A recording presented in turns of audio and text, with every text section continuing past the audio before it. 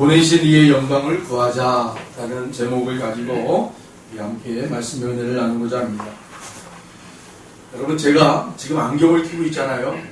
안경을 끼고 있는데 안경 색깔에 따라서 우리가 사물을 보는 것이 이렇게 다른 색깔로 아마 보일 것입니다. 빨간색 안경을 제가 끼고 있다면 모든 제가 보는 사물들이 다 빨갛게 보일 것이고요. 검은색 안경을 끼고 있으면 모든 사물들이 다 검은색으로 보일 것입니다. 실제로 어떤 것이냐에 관계없이 안경 색깔로 모든 것이 다르게 보이는 것입니다. 재미난 이야기를 하나 해드릴게요. 예전에 최 목사님이 형제 자매들끼리 차를 타고 이렇게 가다가 이렇게 터널을 지나가게 됐대요. 터널을 지나가고 그러고 있는데 갑자기 이제 최 목사님이 옆에 계신 동생한테 왜 이렇게 깜깜하냐? 왜 이렇게 깜깜하냐? 터널이 아직 안 지나가나? 계속 깜깜하다 계속 말씀을 하시더래요. 아니 차 유리가 썬팅이 돼서 깜깜한 건지. 그럼 우리 최 목사님 계속 깜깜하다. 나중에 알고 보니까 이제 동생분이 하는 말이 언니 선글라스를 끼고 있잖아. 선글라스를 끼고 있잖아. 여러분, 선글라스를 끼고 있으면 깜깜하게 보이는 겁니다. 마찬가지예요. 우리의 마음에 뭐가 들어있는가? 우리의 마음을 무엇이 지배하고 있는가? 거기에 따라서 우리가 여러분 행동하는 양식이나 우리가 바라보는이 다 다릅니다. 다 달라요. 한 조용한 마을에 한 청년이 이사를 왔습니다. 이 청년이 이사 오고 나서 도대체 이 마을이 어떤 마을인지, 또 이 마을에 사는 사람들은 어떤 종류의 사람들인지 알고 싶었어요. 그래서 이 청년은 짐을 풀고는 동네를 이리저리 돌아다니면서 둘러보는 거예요. 그리고는 한 정자에 앉아 계시는 한 어르신에게 찾아가서는 물어요. 어르신, 제가 어르신께 한 가지 말씀을 여쭙고 싶습니다. 그러니까 어르신이 그래요? 무슨 내용입니까? 어르신, 이 동네는 도대체 어떤 동네예요? 제가 참 궁금합니다. 그리고 이 동네의 사람들은 어떤 사람들이에요? 참 궁금해요. 그런 질문을 어르신께 던졌어요. 그랬더니 이 어르신이 하는 말이 다시 이 청년에게 질문을 던지는 거예요. 청년, 당신은 어느 동네에서 이사 왔습니까? 그리고 그 동네는 어떤 동네고 그 동네의 사람들은 어떤 사람들이었어요? 라고 했더니 이 청년이 하는 말이 아유, 말도 마세요, 어르신. 그 동네는요, 순 지저분하고요. 사람들이 아주 그냥 인격이 없어요. 남을 나라하고 이웃에 일어나는 일들을 아주 관심도 없어요. 그리고 동네가 얼마나 지저분한지 거기서 그냥 어떻게든 빨리 나는 떠나고 싶어서 계약이 끝나자마자 그냥 일로 이사 온 거예요. 그래요? 그 어르신이 그 청년의 이야기를 듣고는 이렇게 대답을 했대요. 청년, 이 동네는 그런 동네야. 그런 동네야. 청년이 생각하고 있는 그런 동네야. 그런 사람들이 있어. 또 한참 뒤에 또 다른 청년이 이사를 왔어요. 그래서 이 청년도 똑같이 이 동네가 궁금한 거예요. 그래서 길을 거닐다가 정자에 있는 이 어르신을 보고 물어요. 똑같이 물었어요. 어르신, 이 동네는 어떤 동네죠? 하고 물어봐요. 그리고 이 동네에 사는 사람들은 어떤 사람이에요? 똑같이 이 어르신은 그 청년에게 대묻습니다. 청년이 살았던 그 동네는 어떤 동네고 그 동네 사람들 어떤 사람들이었나요? 하고 물어봐요. 그랬더니 이 청년이요, 눈이 반짝반짝 거리면서 그 어르신께 대답을 하는 거예요. 어르신, 그 동네는 참 좋은 동네였어요. 길거리가 늘 반듯하고 깨끗하고 늘 동네 사람들이 자기 일처럼 다른 사람들을 그렇게 배려해주고 손수 찾아가서 함께 해주고 그렇게 사랑의 마음을 나눌 수 있는 아주 따뜻한 동네였습니다. 근데 여의치가 않아가지고 이제 계약 만료가 돼서 이렇게 제가 다른 동네를 찾아오게 됐어요. 그런데 이 어르신이 그 얘기를 듣고는 그 청년의 손을 탁 붙잡고 나는 말입니다. 청년, 이 동네가 바로 그런 동네야. 이 동네에 사는 사람들이 바로 그런 사람들이야. 청년, 우리 더 멋진 동네로 그렇게 한번 만들어 봅시다. 할렐루야. 여러분, 이 두 청년의 이야기를 들으면서 중요한 게 뭘까요? 우리의 마음입니다.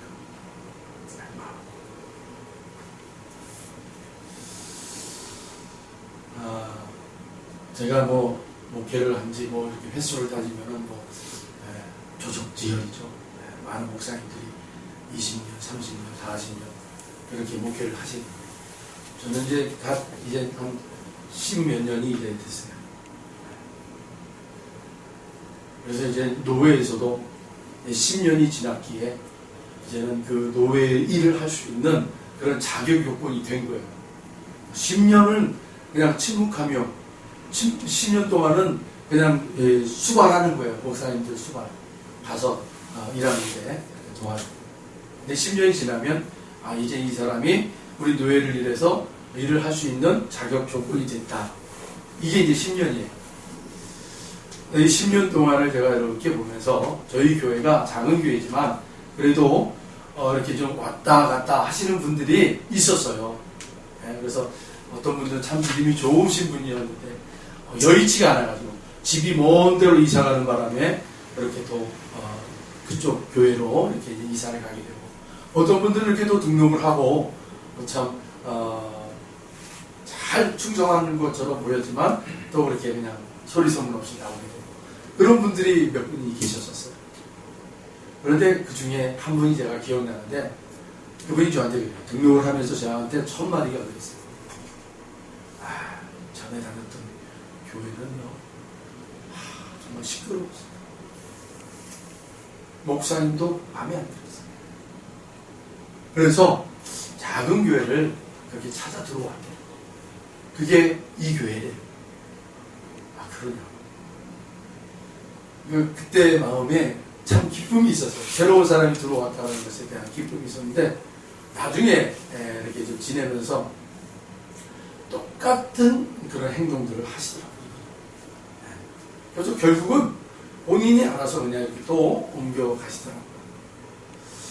참, 무엇을 보고, 무엇을 경험하고, 또 어떻게 그 공간 안에서 살았는지, 그것은 똑같더라는 거죠. 본인의 마음이 바뀌지 않으면 어떠한 공간에 누구를 만나든 그 모습은 그대로 나오게 돼 있더라고요. 내가 바뀌어야 돼. 내가 바뀌지 않으면, 내가 바라보는 것이 바뀌지 않으면 여러분 환경이 바뀌지 않습니다.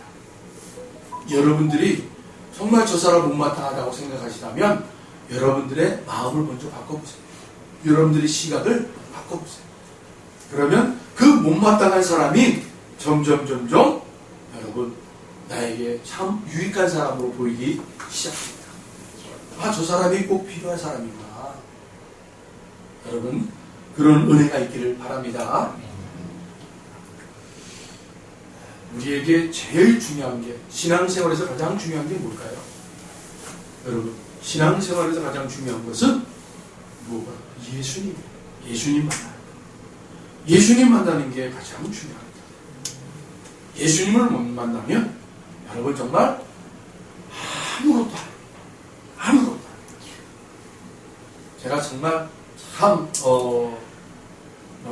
자랑할 수 있는 그런 몇 가지 중에 한 가지가 저희 친구들이 특히 믿음 생활하면서 함께 했던 그런 친구들. 제가 중2 때 저의 그 친구가 저를 손을 잡고 꼭 함께 갔으면 좋겠다 하고 주일날 놀러 가자 하고 저를 꼬셨어요. 그리고는 그 친구가 버스를 타고 광화문에 가서 방언을 내리고 거기에 있는 모 교회를 갔어요. 그리고 그 교회에 중등부에 들어가서 인사를 시키고 등록을 하고 그런 일들을 이제 그 친구가 해줬어요. 그래서 이제 그때부터 저는 중2 때부터 신앙생활이기보다는 교회 생활을 하기 시작했어요. 교회 생활. 정말 처음 경험한 거예요. 그러면서 이제 시간들이 흘러가면서 청년이 됐어요. 주변에 많은 친구들이 있었어요. 그런데 그 중직자의 자제들이 다 그 교회에 장로님, 권사님, 또 특히 또 후배 중에 하나는 목사님의 자제였어요. 그렇게 이제 이렇게 어울려다 보면 그 친구들이 가끔 저한테 하는 말이 있었어요. 너는 신앙생활 늦음하게 해가지고 참 행복하겠구나. 그런 얘기를 가끔 했었어요. 그 친구들. 왜 그랬는가? 야, 너희들은 엄마 아빠로부터 믿음 생활을 시작한 아이들인데 얼마나 더 행복하면 나보다 몇 배는 더 행복하지 않았을까? 라고 생각했었어요. 그런데 그 친구들은 행복하지 않았다. 왜요? 그 중직자이신 부모님들의 모습 속에는 규율만 있었어요. 하나님의 계율만 지키려고 하는 그 모습만 있었지, 정작 중요한 예수를 만난 그 기쁨과 행복은 보지를 못한 것. 그러니까 무조건 지켜야 돼. 하지 말아라, 해야 한다. 이 이야기만 듣고 자라는 거예요. 정작 그 믿음의 부모, 그 부모들이 예수 믿고 예수 만나서 감격하고 기뻐하고 눈물 흘리고 행복해하는 그 모습은 정말 1년에 딱 한 번 정도 볼까 말까. 나머지는 다 지키라, 하지 마라, 그러면 안 된다. 이러한 훈육 속에 살아왔던 것 같아요. 지금에 와서 제가 생각해 보면 그래서 그런 것 같아요.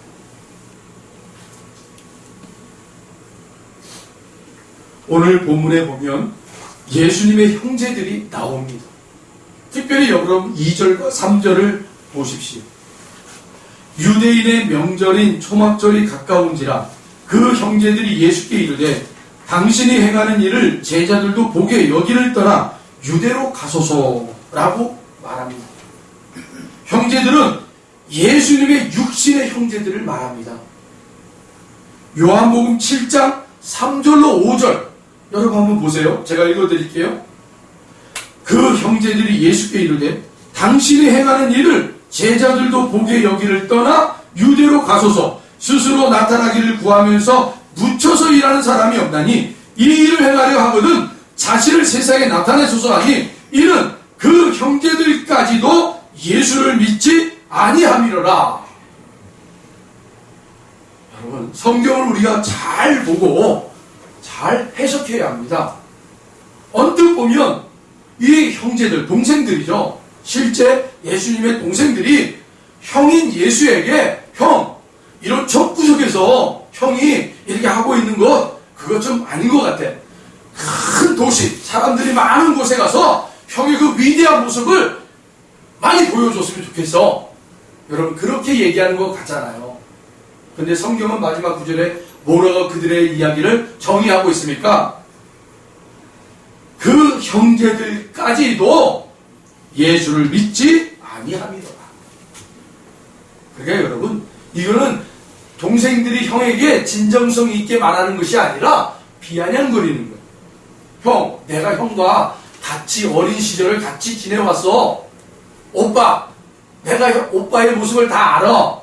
그런데 지금 오빠가 하는 거, 형이 하는 거 마치 하나님의 아들처럼 그렇게 막 생색을 내고 하나님처럼 그렇게 생색을 내는데 아유, 안 입고 못 봐주겠다. 못 봐주겠다. 내가 아는데, 형을 아는데, 오빠를 아는데 하고 동생들이 비아냥거리는 거예요. 예수를 하나님의 아들로 인정을 못한다는 거예요. 참, 그래서 우리에게 참 여러분, 하나님이 뭐라고 말씀하셨습니까? 너희들의 가장 가까운 형제 자매들을 전도하지 않고 너희들이 밖에서 누군가를 전도하는 거 그거 옳지 않다. 옳지 않다라고 했어요. 형제 자매들에게 먼저 복음을 전해라. 그런데요, 여러분 오늘 본문에 보세요. 가까이 있는 형제들에게 복음 전하기가 참 쉬워요? 어려워. 예수님의 동생들조차도 예수님을 예수님으로 고백하지 못했다라는 거예요. 뭐 나중에는 야고보라는 동생, 그 야고보라는 동생은 그 예수님을 메시아로 그렇게 고백하고 그렇게 제자로 그렇게 쓰임을 받았지만 나머지 동생들은 성경에 기록되어 있지 않아요. 예. 그냥 형으로 알고 있었던 거예요. 오빠로 알고 있었던 거예요. 그리고 안 입고다라는 거예요. 지금 형이 하는 그 모습, 안 입고 와. 사기를 치려면 저 사람들 모르는 데 가서 사기쳐 형. 우리는 옆에서 보니까 형이 그런 모습, 그런 말, 물론 우리 형 인격적으로는 우리가 존경할 만한 사람이야. 본받고 싶은 사람이야. 그러나 그 하나님의 아들? 하나님? 이건 아닌 것 같아요. 왜 여러분 이 형제들이 그런 얘기를 하나요? 옆에서 지켜보고 있었어요. 병자들을 고치고 귀신을 쫓아내고 이런 기적들이 막 일어나는 것을 동생들이 옆에서 봤단 말이에요. 소식도 듣고, 그리고 바다 가운데 풍랑이 확 몰아치는데도 잔잔케 했다라는 그런 제자들의 그런 소리들을, 이야기들을 이 동생들이 들었단 말이에요.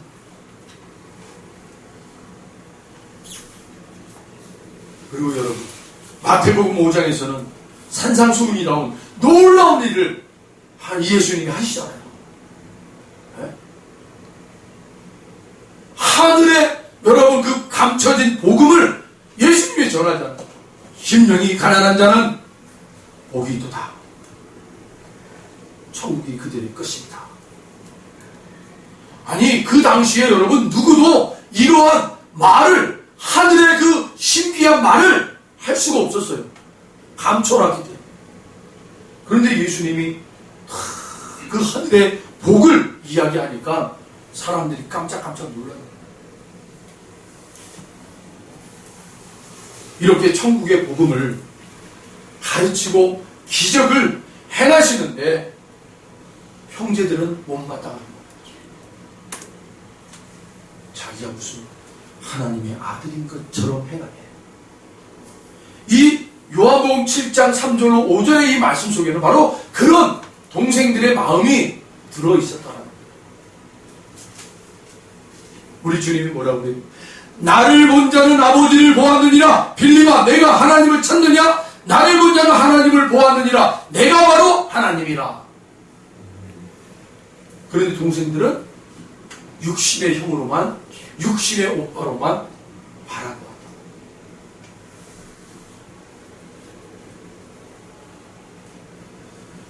형제들의 그 마음이 잘못되었죠. 마음이 잘못되면요, 안 바뀌어요. 아무리 여러분 기적이 나타나고요, 뭐 천국의 복음의 말씀이 선포가 돼도요, 마음이 안 바뀌어버리면, 마음이 닫혀버리면, 오늘은 그 사실을 우리에게 바로 이 예수님의 형제들을 통하여 우리에게 말씀해 주고 있어요. 마음이 안 바뀌면 아무리 기적이 나타나도 예수를 메시아로 영접하지 못한다. 그 주님이 그 마음에 들어갈 자리가 없는 거예요. 사랑하는 성도 여러분, 우리의 마음을 그 예수님이 찾아와서 좌정하시고 다스리시고 인도해 갈 수 있는 그 마음의 자리가 우리에게 있어야 돼요. 빈자리가 있어요. 그런데 우리가 세상에 살다 보니 세상의 잡다한 것으로 근심걱정으로 우리의 마음을 계속해서 그러한 것들이 채우고 있는 거예요. 그러니 우리 주님이 우리의 마음자리에 들어올 한 켠의 자리가 없는 거예요. 한 칸의 자리.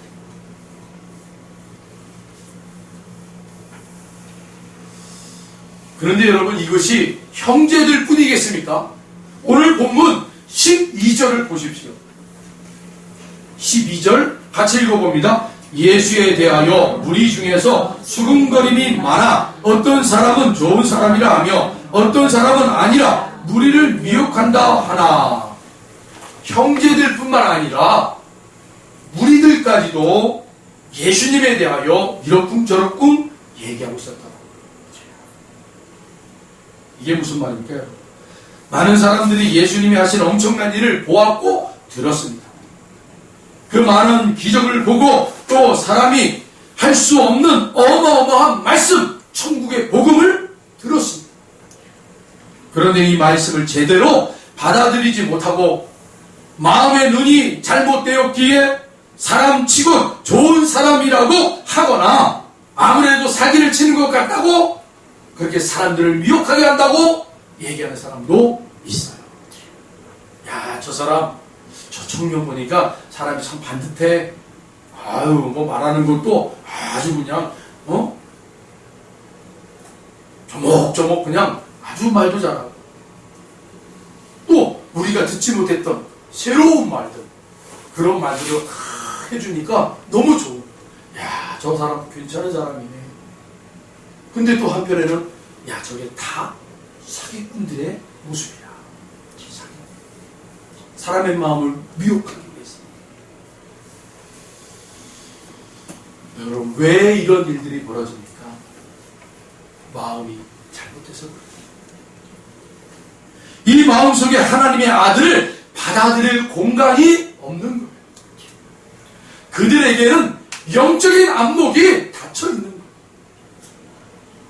조금만 영적인 눈이 열렸어도 하나님의 세계를 보았을 것입니다. 그러나 그들의 기다리는 메시아는 어떤 메시아였습니까? 여러분, 그 당시 예수님이 이 땅에 오셔서 그 하나님의 나라를 전파했던 그 당시의 유대인들의 메시아상은요, 바로 다윗과 같은 메시아, 모세와 같은 메시아, 엘리야와 같은 메시아. 그래서 자신들의 나라가 로마로부터 지금 속국을 당하고 그렇게 속박을 당하고 있으니 하나님이 분명히 모세와 같은 메시아를 통해서 우리나라를 저 로마로부터 벗어나게 하실 거야. 해방시킬 거야. 그리고 다윗처럼 우리의 영토를, 하나님이 약속하신 그 땅을 확장시키는 그런 위대한 왕이 될 거야. 그리고 하나님의 선지자, 위대한 선지자 엘리야처럼 그렇게 엄청난 일들을 하실 거야. 그들에게는 그런 메시아가 마음속에 팍 박혀 있었단 말이에요.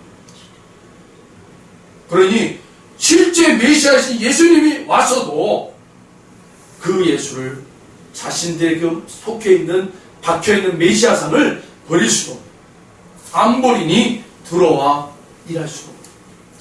여러분, 오늘 우리에게 어떤 메시아, 어떤 예수가 우리의 상에 이렇게 박혀 있습니까? 맞아요. 우리가 경험했고 체험했고 함께했던 그 메시아 예수 맞습니다, 여러분. 그러나 어떻게 보면 저는 여러분들에게 도전하고 싶어요. 여러분이 경험했던 그 메시아, 정말 어떤 누가 부정해도 나는 부정할 수 없어 라고 확신에 찬 그 메시아가 여러분 안에 있어요. 그러나 말씀 앞에 여러분 나오실 때 그 메시아는 또 다른 메시아로 모습으로 우리에게 다가오고 있습니다. 새로운 메시아. 그 메시아를 여러분 만나셔야 돼요. 네.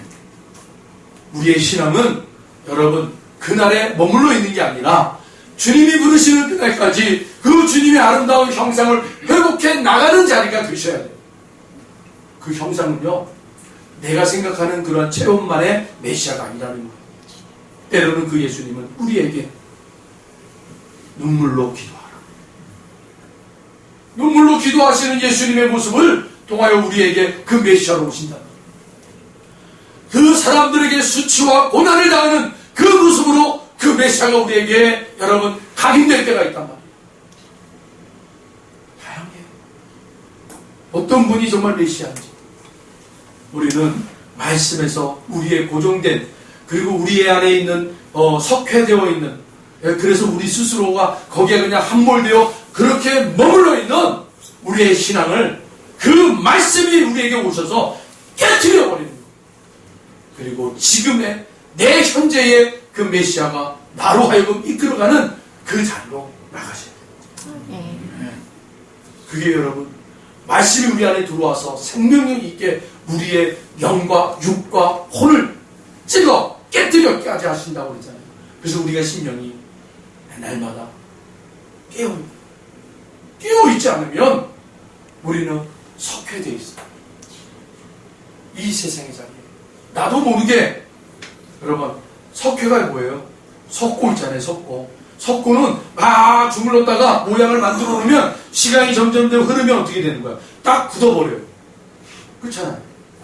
여러분 우리의 신앙은 그렇게 석고처럼 굳어버리면 안 되는 거예요. 할렐루야. 아멘. 여러분 딱딱하면 그때부터 문제가 생기는 거예요. 그때부터 병이 생기는 거예요. 우리의 몸은요, 우리의 영혼은요 부드러워야 돼요. 할렐루야. 부드러워져야 돼요. 여러분의 육체가 뼈마디가 관절이 힘줄이 근육이 장기가 여러분 굳어지면 그러면 거기서 이제 뭐가 생기는 거예요?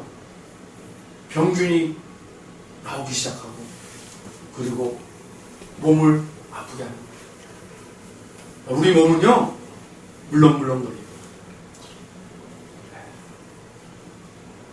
그래서 여러분 이렇게 시간 되실 때마다 여러분들의 몸을 이렇게 톡톡톡톡 치면서 기도하시면서 이게 치유예요. 치유.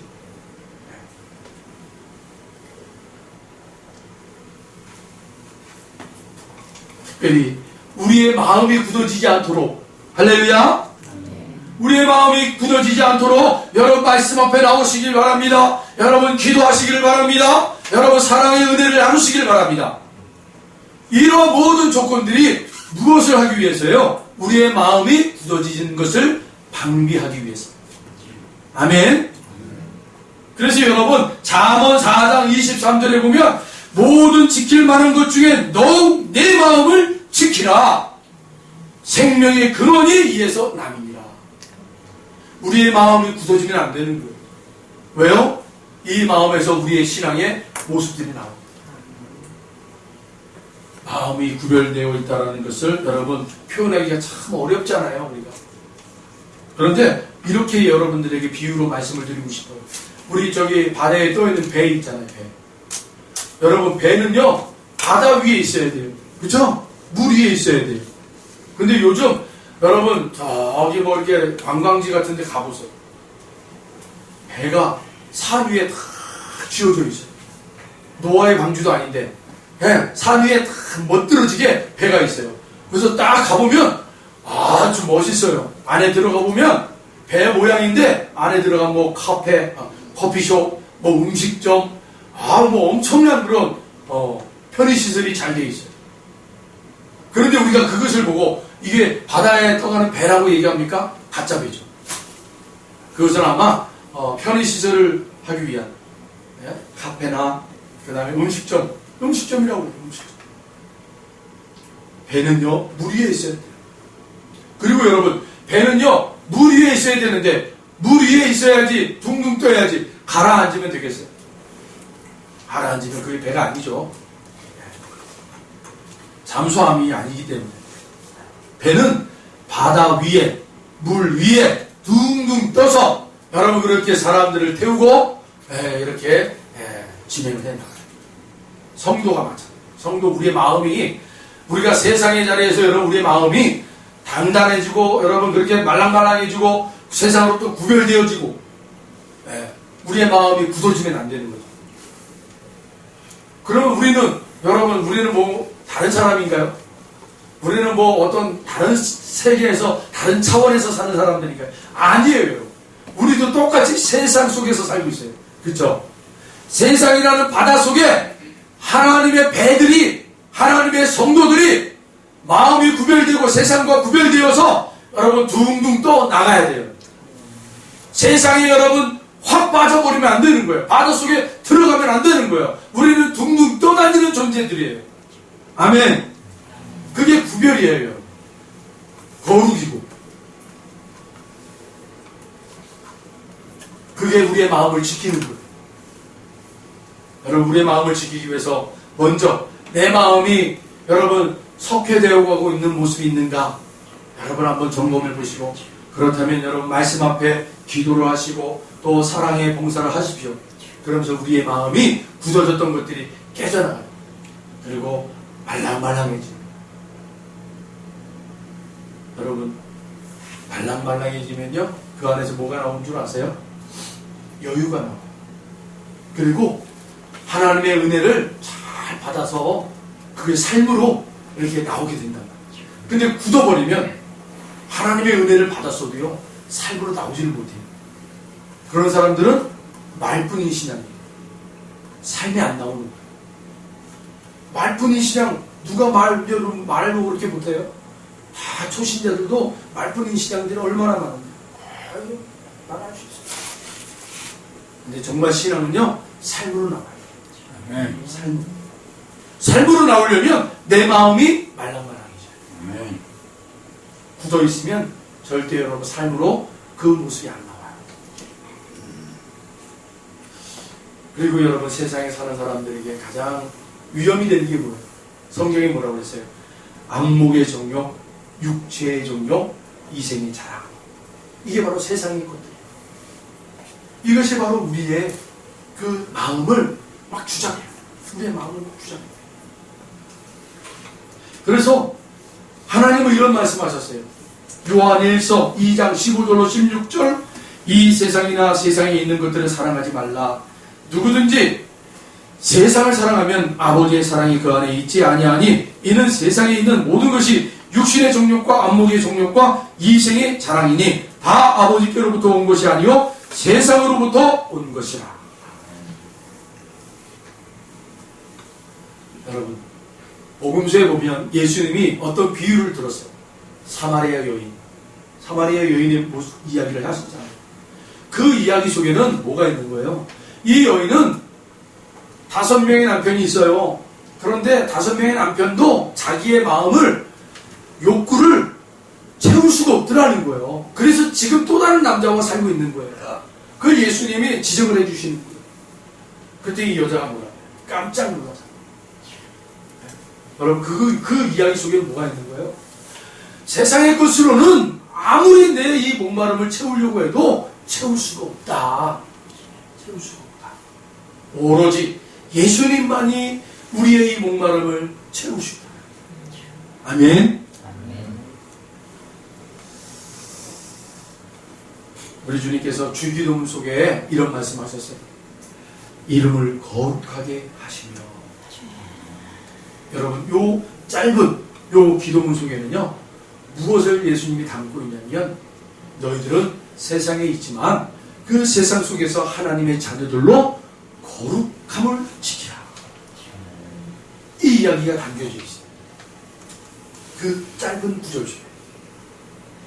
이름을 거룩하게 하시며 너희들은 그 거룩한 하나님의 자녀들이다.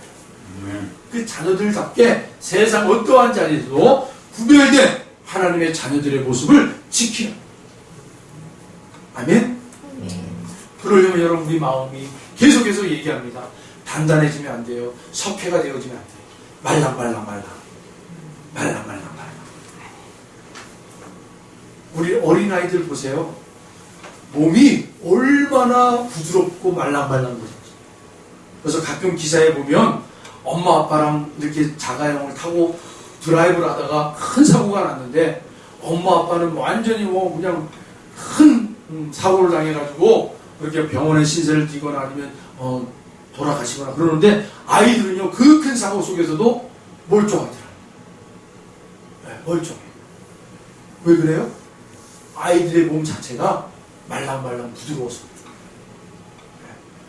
네. 외부의 충격을 흡수해요. 네. 몸이 흡수해요. 여러분, 믿음도 마찬가지예요.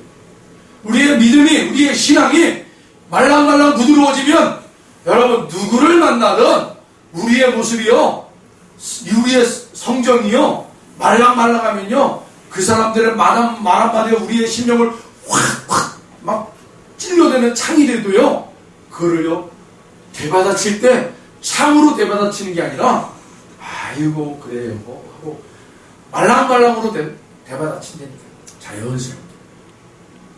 우리 그런 사람들 보잖아요 주변에. 아유 저 사람은 참 법도 없이 살 사람이 어떻게 저렇게 그냥 말 한마디를 하면 그렇게 그냥 참 대해주고 이렇게 다 부드럽게 해주고 사람을 마음 아프게 안 하고 그렇게 대하는지 참 모르겠어요. 마음이 부드럽게 돼요. 저도 그런 부분에 대해서 많이 하나님 앞에 훈련을 받아요. 왜냐하면 제가 마음이 부드럽지가 않아요. 아닌 걸 막 얘기하면 막 아닌데요 막 쏘아붙여. 근데 그건 아닌 것 같아요. 부드러운 마음, 말랑말랑한 마음 가지고 부드럽게 말을 대하고 행동을 하면 서로 윈윈 좋은 거예요. 할렐루야. 아멘. 여러분 특별히 우리의 신앙의 자리가, 믿음의 자리가 이렇게 말랑말랑해 되시기를 축원합니다. 네. 그러기 위해서는 여러분 결심이 중요합니다. 우리 한번 따라해 보실까요? 우리 한번 따라해 보자. 그래 나도. 그래 나도. 다시 한번 하겠습니다. 그래 나도. 그래 나도. 하나님의 영광을 위해. 하나님의 영광을 위해 살아보자. 살아보자. 하나님의 영광을 위해서 여러분 살아보시기 바랍니다. 한 주간 여러분들에게 하나님이 주어진 기회들이잖아요. 그 기회 속에 누구를 만나든지 하나님 제가 하나님의 영광을 위해서 오늘도 제가 순종하겠습니다. 제가 오늘도 용납하겠습니다. 사랑하겠습니다. 용서하겠습니다. 함께하겠습니다. 여러분 그런 마음을 가지고 한번 도전해 보시라는 거예요. 근데 여러분 쉽게 되진 않아요. 그러나 그렇게 쉽게 되지 않는 우리들의 모습을 통해서 하나님이 뭐라고 얘기해 주시는, 그래 잘했다. 또 한번 용기를 얻어서 다시 한번 일어나서 도전해보자. 너 할 수 있어. 내가 도와줄게. 할렐루야. 아멘. 그렇게 우리는 계속 그 하나님의 인도하심을 받아서 그렇게 성령님의 다스림을 받아서 여러분 우리 안에서 그렇게 하나님의 아름다움이 여러분 우리의 삶으로 나올 수 있도록 그렇게 살아내기 위해 결단하시고 행동하시는 거예요. 한 번에 바뀌면 그게 사람입니까 여러분? 한 번 안 바뀌어요. 그러나 꾸준히 하시자고요. 꾸준히. 그래서 여러분 첫 번째 하나님 제가 말씀 앞에 순종하겠습니다. 그 순종하는 것이 여러분 최고예요. 제가 말씀 큐티를 하다가 제 개인적으로 이제 말씀 큐티를 하는데 그런 말이 있어요. 마태복음인지 요한복음인지 하나님께서 예수님께서 성령을 받으라 라고 얘기해요. 성령을 받아라. 또 다른 보혜사 성령님 너희들이 오실 것이다 라고 얘기하면서 그 마지막 부분에 뭐라고 되어 있냐면 아직 주님께서 하나님께 영광으로 돌리지 못했기에 그 성령이 그들에게 임하지 아니하더라 라는 표현이 있어요. 예수님이 아직 영광을 받지 않았기 때문에 그 성령님이 저들에게 아직 안 갔다라는 거예요. 그것이 저에게 머리에 탁 꽂히는 거예요. 마음에 탁 꽂혀가지고 이게 하나님 뭘까요? 하고 이제 물론 그 예수님의 영광이 뭐겠어요? 십자가의 영광 아닙니까? 십자가의 영광을 아직 지지 않았기 때문에 우리 예수님이 십자가의 영광을 지고 그 다음에 사망권세를 이기시고 부활하셔서 그 승천하신데 그때 우리 그 보혜사 성령님이 내려오신다고 그랬잖아요. 그래서 약속대로 마가의 다락방에 기도하고 있는 제자들에게 여러분 내려오시지 않았어요. 근데 그걸 알면서도 내 안에 내가 아직 성령의 충만함을 내가 받지 않고 내가 성령의 다스림을 받지 않았다면 내 안에 예수 그분이 영광을 아직 못 받으신 거네. 여러분 이건 조금 여러분이 이해하셔야 돼요. 이게 신학적으로 따지고 들어가면 안 돼요. 그냥 제가 받은 은혜예요. 내 안에 계신 예수가 아직 영광을 받지 못했다. 그건 뭐예요? 아니, 예수님은 이미 저 십자가를 통해서 하나님께 영광을 돌렸어요. 다 돌렸어요. 그리고 그 예수 믿는 우리들에게 예수가 찾아오셨단 말이에요. 아멘. 근데 정작 우리들이 예수 안에, 내 안에 계신 예수가 나를 통해서 영광을 받지 못했다. 저는 그렇게 해석이 됐어요. 그래서 이게 뭘까? 내 안에 계신 예수가 영광을 받으려면 뭘 해야 되나? 묵상하고 기도하는 가운데 하나님 주신 마음. 말씀을 순종하는 게 예수님이 내 안에서 영광 받는 거구나. 아멘.